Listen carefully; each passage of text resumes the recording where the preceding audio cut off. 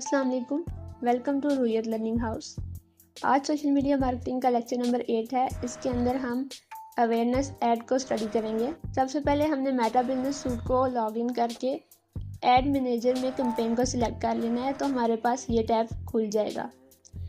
इसके अंदर हमारे पास टॉप पे 3 ऑप्शन शो हो रहे हैं। एक ऐड क्रिएट करने के लिए हमें 3 स्टेप्स को कंप्लीट करना पड़ता है।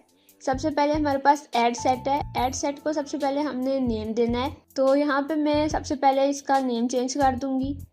इस टैब के अंदर हमारा इतना ही काम है। नीचे हमारे पास एक ऑप्शन शो होता है स्पेशल ऐड कैटेगरी। ये उन कैटेगरीज के लिए हम यूज़ करते हैं जो यहाँ पे गिवन होती हैं। उसके बाद हमारे पास है परफॉर्मेंस गोल। परफॉर्मेंस गोल के अंदर हम मैक्सिमाइज नंबर ऑफ इम्प्रेशन को सिलेक्ट करेंगे। जब हम अवेयरनेस का ऐड चला रहे होते हैं तो हम अपने ब्रांड को दूसरों की नज़रों के सामने लेके आ रहे होते हैं ताकि वो हमारे ब्रांड से या सर्विस से वाकिफ़ हो सकें। तो उसके लिए हम मैक्सिमाइज नंबर ऑफ इम्प्रेशन को सिलेक्ट करेंगे। उसके बाद हमारे पास फेसबुक पेज का ऑप्शन आ जाता है। यहाँ पे एक पेज पहले से सिलेक्ट हुआ है। यहाँ से हम पेज चेंज भी कर सकते हैं और प्लस के आइकन पे क्लिक करके न्यू पेज भी क्रिएट कर सकते हैं। तो मैं पहले से सिलेक्ट हुआ पेज यूज़ करूँगी। उसके बाद हमारे पास आ जाता है बजट एंड स्केड्यूल। बजट के अंदर हमारे पास 2 तरह के बजट होते हैं, एक डेली बजट और एक लाइफ टाइम बजट। यहाँ से हमने लाइफ टाइम बजट सिलेक्ट कर लेना है और फॉर एग्जांपल अगर हम अपना ऐड 7 डेज़ के लिए रन करना चाहते हैं तो 7 डेज़ के लिए हमारी जो इफेक्टिव अमाउंट होती है वो 2000 से 3500 तक होती है। तो यहाँ पे 14 डेज़ का ऐड अगर मैं रन कर रही हूँ तो मैं अपना ऐड बजट 4000 सेलेक्ट करूँगी और यहाँ से मैंने स्टार्ट डेट और एंड डेट सिलेक्ट कर लेनी है। उसके बाद हमारे पास स्केड्यूल का ऑप्शन है। स्केड्यूल के अंदर हमने अगर हम चाहते हैं कि हमारा जो ऐड है वो स्पेसिफिक टाइमिंग के अंदर जो है वो व्यूअर्स को शो हो। फॉर एग्जांपल हमारे ऑफिस की टाइमिंग है 9 AM to 6 PM और 5 PM, तो उस हिसाब से हम यहाँ से ये सारे टैब सिलेक्ट कर लेंगे। एवरीडे पे क्लिक करेंगे तो सारे डेज ऑटोमेटिकली सिलेक्ट होते जाएंगे। तो यहाँ से मैं सबसे पहले एवरीडे पे सिलेक्ट करूँगी और जब कंप्लीट हो जाएगा तो जहाँ पे मुझे ज़रूरत नहीं होगी मैं वहाँ से टैब्स को अनसेलेक्ट करती जाऊँगी। यह स्केड्यूलिंग हम इंटरनेशनल क्लाइंट के साथ जब काम कर रहे होते हैं तब हमारे लिए बहुत हेल्पफुल होती है, क्योंकि उनका टाइम जोन हमारे टाइम जोन से डिफरेंट होता है। अब मैं यहाँ से संडे को फॉर एग्जांपल अगर मेरा ऑफ है तो मैं संडे वाले टैब्स को डीसेलेक्ट कर दूँगी। बाकी सारे टैब्स मेरे सेम एज इट इज़ रहेंगे, लेकिन संडे वाला टैब मेरा डीसेलेक्ट हो जाएगा, मतलब उस टाइम पे हमारा ऐड रन नहीं होगा।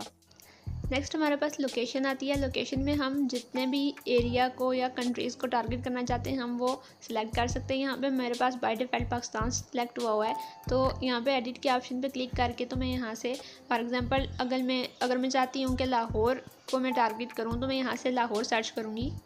जैसे ही हम लाहौर सेलेक्ट करेंगे तो हमारे पास डिफरेंट लोकेशन की ऑप्शन आ जाएगी। तो हमें यह ध्यान रखना है कि हम जिस स्पेसिफिक लाहौर को टारगेट करना चाहते हैं उसी की एग्जैक्ट लोकेशन आ रही है या नहीं। यहाँ पे लाहौर जो है हमें पता है पंजाब के अंदर है, तो हमने लाहौर पंजाब को सिलेक्ट कर लेना है।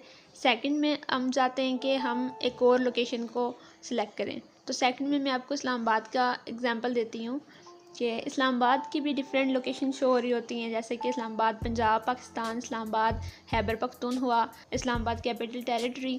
हमें पता है कि इस्लामाबाद कैपिटल टेरिटरी है तो हम उसी को सिलेक्ट करना प्रेफर करेंगे बजाय इसके कि हम खैबर पख्तूनख्वा के इस्लामाबाद को सिलेक्ट करें, जो कि गलत होगा।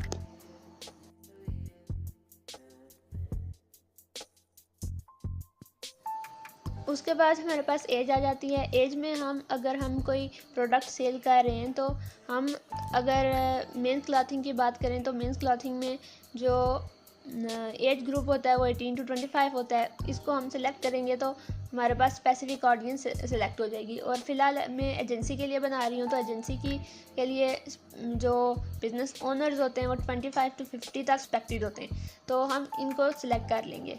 उसके बाद हमारे पास जेंडर है। जेंडर अब हम यहाँ से जेंडर भी सिलेक्ट कर सकते हैं कि हम सिर्फ मेंस को दिखाना चाह रहे हैं अपना ऐड, वुमेंस को दिखाना चाह रहे हैं या फिर दोनों को दिखाना चाह रहे हैं, तो हम यहाँ से जेंडर भी सिलेक्ट कर सकते हैं। उसके बाद हमारे पास डिटेल टारगेटिंग आ जाती है।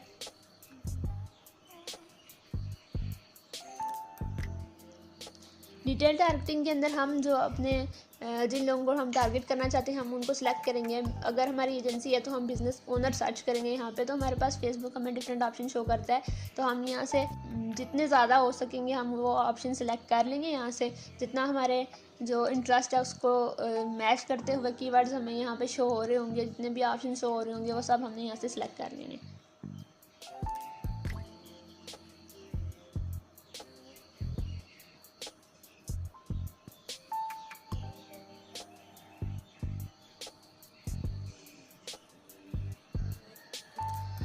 और अगर हम अपनी ऑडियंस सेव करना चाहते हैं तो हम यहाँ पे ऑडियंस सेव भी कर सकते हैं, इसका नेम वगैरह चेंज भी कर सकते हैं।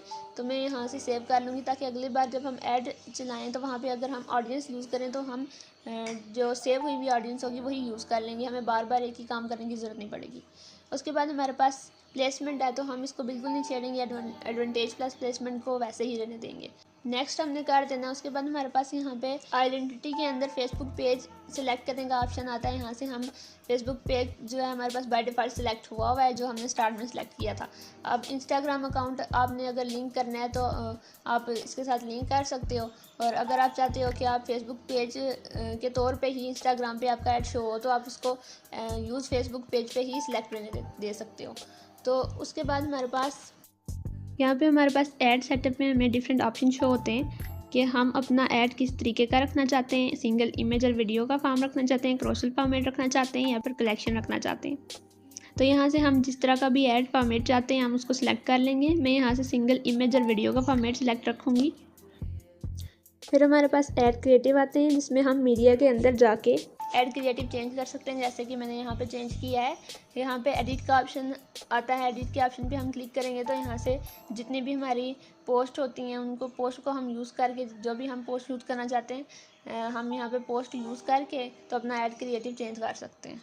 उसके बाद हमारे पास प्राइमरी टेक्स्ट आता है। यहाँ पे हम अपना प्राइमरी टेक्स्ट ऐड करते हैं, डिस्क्रिप्शन ऐड करते हैं, हेडलाइन ऐड करते हैं और कॉल टू एक्शन सेलेक्ट करते हैं। कॉल टू एक्शन पे हमारे पास डिफरेंट ऑप्शन आ जाते हैं।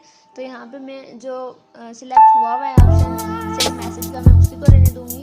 और फिर हम देखेंगे आगे हमारे पास जो है वेलकम मैसेज का टेम्पलेट है। हम यहाँ से टेम्पलेट को न्यू क्रिएट भी कर सकते हैं, चेंज भी कर सकते हैं, एडिट भी कर सकते हैं इसी के अंदर। तो यहाँ पे हमारा जो ऐड की एडिटिंग है वो सारी कंप्लीट हो गई है। अब हम इसको ओवरव्यू देख के एक मरतबा कि हमने जो काम किया वो ठीक से किया है